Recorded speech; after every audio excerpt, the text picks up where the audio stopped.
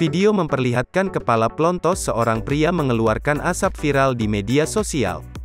Video tersebut dibagikan dengan narasi bahwa pria tersebut baru saja selesai berolahraga. Rekamannya ramai beredar, salah satunya diunggah akun Instagram @balimedsos pada Jumat, tanggal 21 Januari tahun 2022. Pria berbaju merah tersebut terlihat berkeringat. Di bagian kepala plontosnya terlihat mengeluarkan asap. Pria tersebut memperhatikan jalannya pertandingan futsal dari tepi lapangan. Seseorang lantas merekam dari belakang dan saat itulah terlihat ada asap yang keluar dari puncak kepala bapak-bapak tersebut. Saat berolahraga, metabolisme tubuh akan meningkat sehingga membuat tubuh pun memproduksi keringat lebih banyak. Keringat ini jika berinteraksi dengan suhu udara lingkungan yang dingin bisa saja membentuk seperti asap, tulis akun Instagram @balimedsos. Kendati demikian, belum ada keterangan resmi di mana dan siapa pria dengan fenomena unik itu.